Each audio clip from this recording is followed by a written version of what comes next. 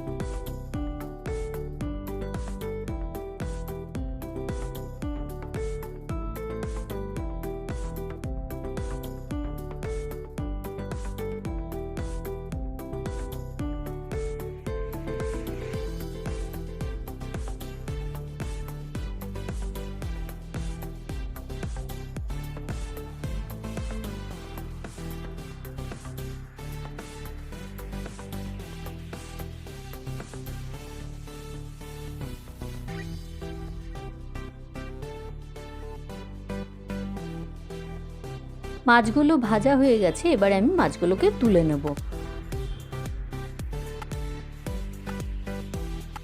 ওই তেলের মধ্যেই দিয়ে দিলাম কেটে রাখা আলুগুলো।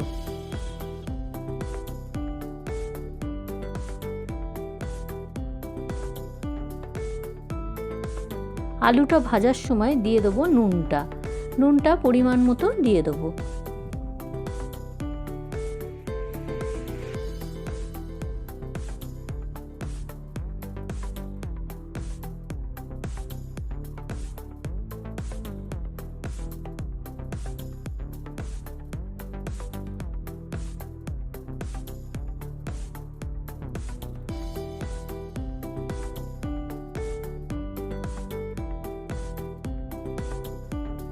আলুগুলো ভাজা হয়ে গেছে, এখন আমি একটা টমেটো পেস্ট দিয়ে দিলাম, আর খুব সামান্য লঙ্কার গুঁড়ো দেবো, আর হলুদ গুঁড়ো দেবো, আর কাঁচা লঙ্কা, ব্যাস। আর কিন্তু কিছুই দেবো না, কোনো মশলাই দেবো না।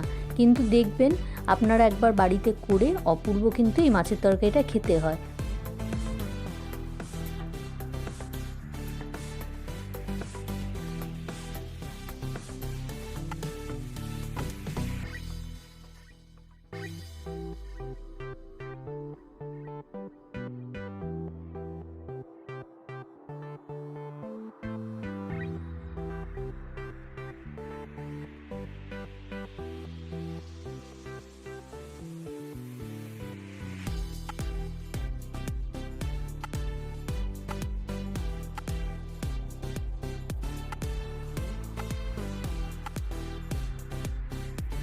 এবারে দিয়ে দেবো জল।